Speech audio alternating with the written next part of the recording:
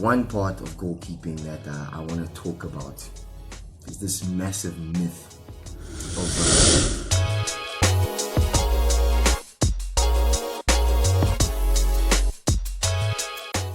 the near post. Now, a lot of people will say that goalkeepers just should not concede at the near post. Goalkeepers can't concede at the near post. It's because if you're one of those people, unfortunately, you are stupid, and that's okay. Stay tuned. I'm gonna educate you.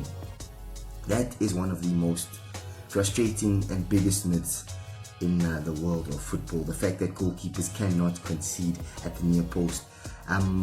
It's just very wrong. The idea that if you concede at the far post, it's okay, and if you concede at the near post, it's just terrible goalkeeping. Just does not make sense. So please do not be one of those people. Listen to this video afterwards. I hope you understand how it really works. Now, first of all, I want to start off by reading this quote to you by Kasper Schmeichel. That was also referenced by Roman Burki. And it says, well, I'll be paraphrasing a little bit. It says, anyone who plays in goal knows it's a huge area and you try to cover the whole goal. You can't cover the whole goal and expect nothing to go in if it's a great shot, near post or far post. You try to do your best all the time, and when you concede, you are unhappy, regardless of where it is. Now, again, goals are massive, and we need to avoid lazy analysis, which has been done before by professional pundits, to my surprise, and the day-to-day football fan, if you will. Now, the reason it is it's not as simple as saying you're allowed to kind of concede at the far post, but you cannot concede at the near post. The reason you can't just say that is because there's a lot of variables to consider: angle, distance, speed, height, the reaction time of the goalkeeper. If just because it's at your near post, again, we said this earlier, as a goalkeeper, you try and stop goals, period. It's not about, I'm going to protect near post, and if they score far post, it's okay. You try and cover the whole goal, and you try and stop goals, period. If a guy is up close with a open enough angle, got lots of shot power, the ball travels at speed, it's at an awkward height, that awkward height between your arm and your leg, where you're not sure if you drop your arm or you lift your leg. Things like that affect whether or not it's a high quality shot or a low quality shot. Now, if you kind of put those things together, and again, if it's a closer to the goal with a lot of power, the goalkeeper has a lot less reaction time. Those things influence it. You can't tell me if something like that goes in, that's a high quality shot, that because it's at the near post, the goalkeeper has still done a terrible job.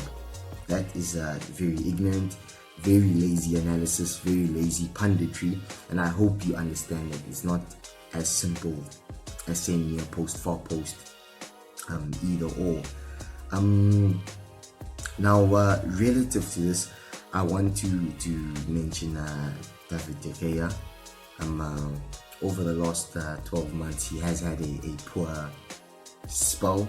I apologize, United fans. He is a overall top goalkeeper, but obviously the last 18 to 24 months he has not been on the boil.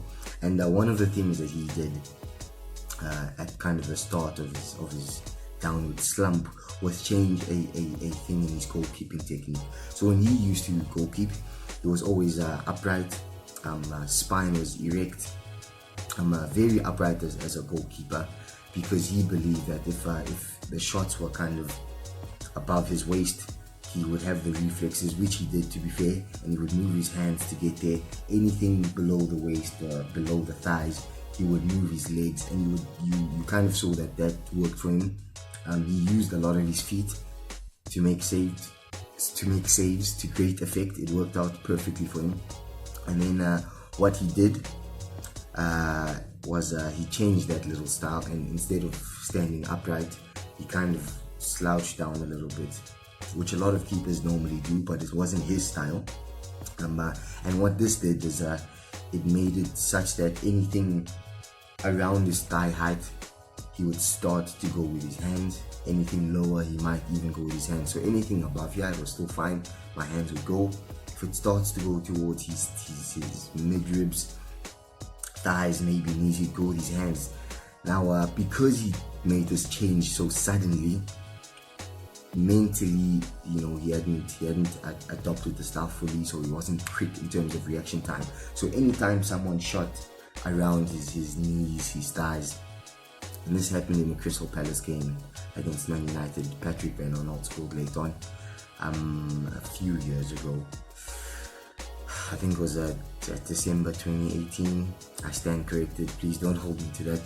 But the Patrick shot, it was in that awkward range now. Now again, usually he would have just gone down with his legs and saved it there, probably would have made the save. Now, because he's lower down, he wasn't sure whether he should go with his hands or his legs. That split second of delay resulted in a slower reaction time. The ball's passed him. By the time he realizes, okay, let me do this, it's already late, it's a goal. Costs United points. It's a very interesting thing to consider. I think it's important going forward that anytime we have these discussions and we ask these questions, we need to look at the whole picture and analyze the whole situation and realize that it's just not a black and white discussion. It's not this or that. When we talk about the near post rule, for example, it's not just a case of, okay, if you score there at the far post, it's okay. If you score at the near post, it's just terrible goalkeeping. We need to look at the whole picture, consider everything. Was it a high quality shot? Okay, then probably few keepers, if any, would have saved it. Was it just a poor, plain and simple goalkeeper error? Then we know that that's the case.